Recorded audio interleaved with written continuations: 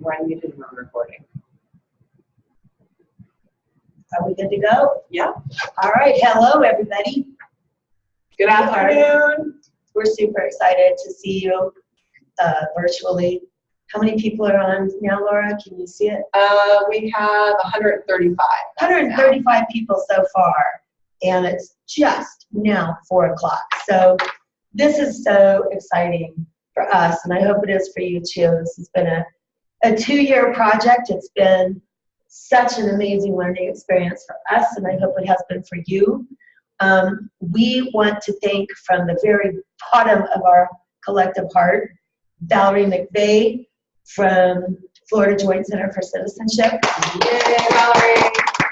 We'll do the out loud clapping for it. Val is fantastic.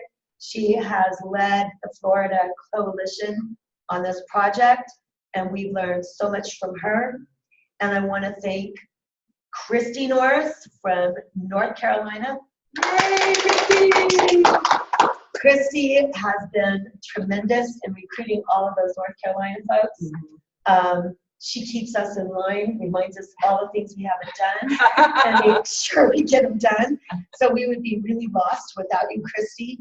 And Val and Christy, we hope that we haven't worn you out, because we will always be coming to you as wonderful partners from now to eternity.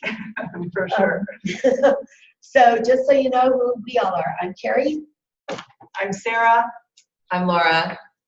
And I know you love watching us here in this huge room where we can barely be seen because our lighting is so bad, but we're getting that fixed. So we're going to go ahead and turn the camera off so that we can just kind of focus on the work at hand. So welcome again. In less than 30 minutes, here's what we're going to accomplish. We're going to do a quick reflection on this project, what has happened, were your expectations met. We want to hear about the impact on teaching and learning that it's made, and we'll also talk about next steps, what you can expect from CRF going forward. First and foremost, very, very special and heartfelt thank you to your teacher leaders, who you can see here on the screen from all over the corners of the country, Florida, North Carolina, and here in California. Thank you so much to these teacher leaders who have made this PD possible. For us, it has really been a privilege to get to learn from them as well. We feel like we were so lucky to find such a dedicated and skilled group of educators. So thank you, all of you, again, for everything that you did. Yeah, and you teacher leaders, you're on our radar too. Every project from here on out, we're going to be tapping you. We've learned so much from you, and you've made such an impact. We have a lot of evidence of that, and we're going to share that with you down the line, and everybody else too. So just as a reminder, the goal of this whole program was to really help students become engaged and focused as they look at issues and use complex text to make evidence-based arguments, and to really be able to dive into sources. And so that was sort of the overarching goal of the project. In addition, we designed this project to address new state standards. Now, some of you are in states where your standards are called college ready or other things. Some of you are in states where your standards are called Common Core. So we took a mix of those standards from different states and put them together and made a word cloud. So this is just kind of to remind you of some of the things that the standards call for. Evidence, text, lots of text, discussions, ideas, discerning, research, precision, thoughtful, come prepared, use research, etc. So as we reflect, also keep in mind how this project did or did not help you really address standards with your students. And at the beginning of the program, we asked you all a question. It was about the standards, and about your challenges in doing a highly effective academic discussion where every student participates. And we looked at your responses, and some of the top ones included the challenge of getting every student in the class to participate, not just same students, those same students who raise their hands all the time while the rest of them don't. The struggle to find really good quality lessons and texts to be able to have these discussions in a balanced way. A lot of you talked about the lack of balance in certain things that you see and the need for balance, especially when you're talking about controversial issues. And speaking of, the tendency that students sometimes end up in arguments rather than basing their discussion on evidence from the text or just making evidence-based claims. So we want to know, and this is interactive, so use the chat. And for those of you that aren't familiar with the chat, if you haven't found it yet, you hover up on top or bottom of your screen and you'll see a More button with 3 little dots, and that's where the chat is. You can open that up. You can put it anywhere you want to on your screen, and then make sure you're pushing at the bottom of the chat to all panelists and attendees so everyone can see what you're saying. So the question is, did your experience in this program help with any challenges you foresaw to doing academic discussion, and if so, in what way? So we're going to let you all just kind of go crazy on the chat, and we'll beat some out as we go.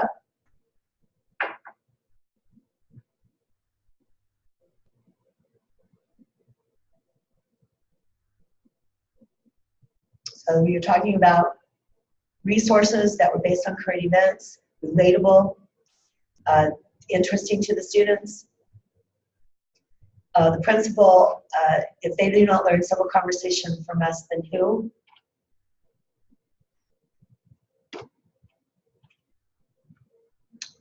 We'll use role play and civil discussion again, definitely help with getting students to have a conversation and hear all sides. Making sure that students can't hide in those small groups and really giving them an opportunity to let their voices be heard where they might not be comfortable doing that in a whole class discussion. The civil conversation handout helped so that they could refer back to the evidence. How students rise to the occasion when they feel challenged, that somebody says their class loved the articles because they felt challenged. That's terrific. That is really good information that we need to share with WestEd too, because that's really about Common Core implementation, really helping students rise to the occasion. And the fact that things are relevant, this is a recurring theme I've seen in a few posts now, that that also makes kids kind of feel important when it's that we're talking about controversial events that they're hearing about and may not know how to navigate. That feeling relevant helps. Oh, that's great. My kids ask for more beginning of the year. And you know, stay tuned, because this summer we're going to go a little crazy on developing new civil conversations. We actually received a grant to take some of our old materials, they're not that old, but they're in print, and digitize them and update them and make them into civil conversations and role play activities. So in the next year, we're going to post at least 40 more. And this summer, we'll probably post a good dozen or so. And we will let you know about that. Okay, good. That's really helpful. I want more. We'll give you more. We promise more articles. We are going to do that.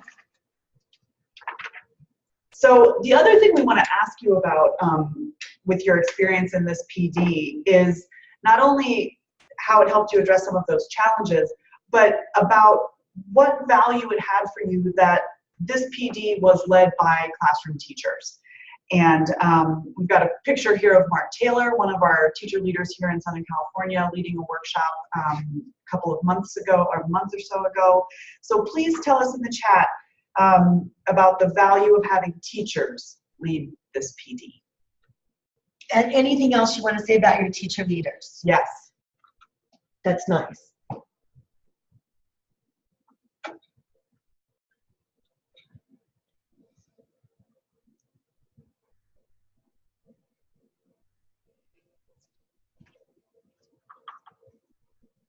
Oh, that's a good one. It makes you realize it will work in your own classroom if it works in the teacher leader's classroom. Ah, good. Teachers get what other teachers need. Yeah. Teacher leaders Hallelujah. know what issues teachers deal with in the classroom. You can do it. Inspiration. I love it. Wow, you guys are fast. I know. Yeah, we're having a hard time keeping up with the chat, so That's fantastic. it's not because we're not interested. And We're just not so you reading know, it. we now have 195 participants on this webinar. That is amazing. That just speaks to you teacher leaders engaging folks and that they're willing to come. Anticipating scaffold. Yeah, anticipation is good. I think hearing about struggles and victories from the TLs is so important too, because I think as teachers we can be really hard on ourselves when things don't go well. So to be reminded that other people are in the same boat and that it's worth it to keep trying. They empathize and inspire. That's great. Great. This is wonderful. This is true.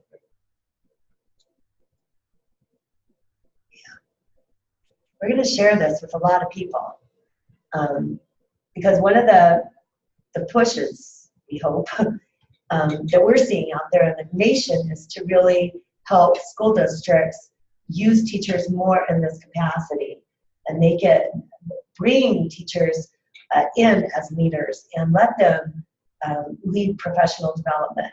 So this is a part of a national push.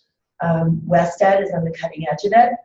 And just so you all know, they're going to take all of this stuff that has been learned from these 2 years of grants and pull it together to really publish some, I hope, interesting stuff about the work of teacher leaders. And your voices will be part of that. So there are just a couple of last things, and feel free to keep commenting in the chat. Yes, please do. We're really happy to see your responses, but because we promised to get you in and out of here in half an hour, there are just a couple of last things to do to sort of wrap up your participation in this PD. First of all, jumping off from the great comments in the chat and the things we've seen on the discussion boards, if you want to tell us a little bit more, if you want to tell us a particular story about your participation in this program, we would love to hear in more detail about the impact this PD had on your teaching and the impact you think it had on your students' learning. So feel free to shoot an email to me, to Laura, to Carrie, to your teacher leaders, to whoever you've been in touch with. Val, if you want, Val, Christy, whoever, to just share those stories and testimonials with us. We're glad to hear that always. Couple of last housekeeping but important things. We've mentioned them in the emails I've been sending. We have a very, very short survey we're asking you to fill out to wrap up your participation in this. It's called a flash survey because it's really fast. This is the final project survey from WestEd. And so we are competing with 6 other grantees. including the National Writing Project. Yeah. So let's go get them, gang. Come on, you guys. We want to beat out those other grantees with great rate of return on these surveys. So please, the link should be on the screen. Laura just posted it. Oh, Laura just put it in the chat. Okay, great. And we'll be sending it out tomorrow along with the We'll send you an email. with the webinar recording. So please, when you fill out that survey, just drop us your name in there and then click on the link to fill out the survey. One thing to keep in mind as you're filling out the survey, it asks you about the amount of time that you spent working on this project. Please keep in mind that what's included in that is, apart from the webinars and PDs that that you attended either live or online, that you,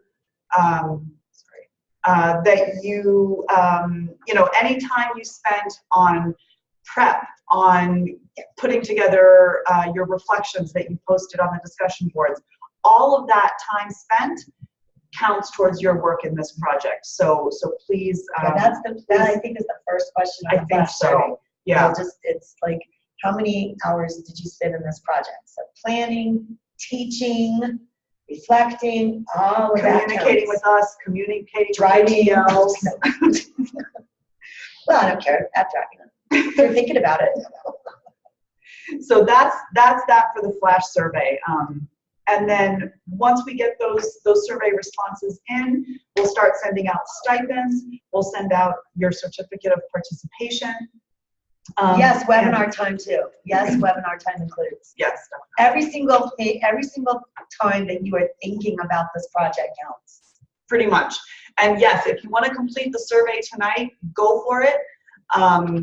And we'll be sending the link tomorrow as well. But so we'll be sending. Wait 1 second. Sorry. Someone just posted the survey link, didn't ask me anything about time, just my name and email cohort.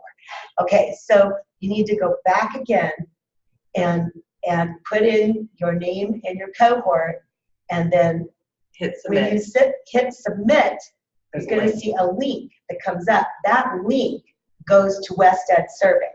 It goes out of that Google Doc and onto West Ed Survey. So if you just dropped your name, you got to go back and do it again.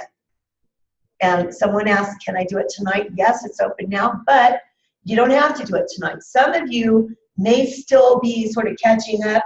You need to go back and post, or you need to do one more Teach thing. one more lesson, whatever. That is fine. You don't have to take the survey tonight. Take it, as soon as you're really done with the program. Yeah, definitely.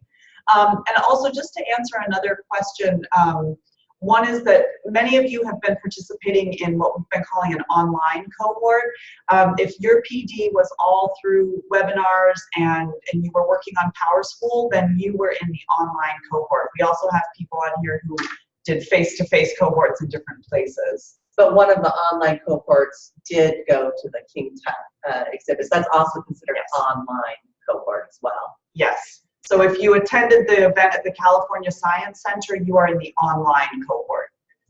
So if you don't know who your cohort is, you're going to be the online cohort, because most of the other teachers know who their If you're from California, just say California. That's fine. That works. And also, just to answer another question that I've seen come up several times about having materials available in Spanish, we are working on that and working on translating the Civil Conversation Guide and figuring out how to make these materials available in Spanish, either for use in foreign language classes, which we know that some teachers have done, or for use with ELL students or bilingual immersion students who could use these materials in Spanish. We saw somebody also post that they'd love to circle back in January. Hey, we got no problem with that. We'd love to schedule a webinar, like maybe in December. And for those of you that want to come on, and we can catch up and see what you're doing, tell you about new things that we've got, we'll totally do that. Because we'll have your emails, and we can definitely do that. I think that's a great idea.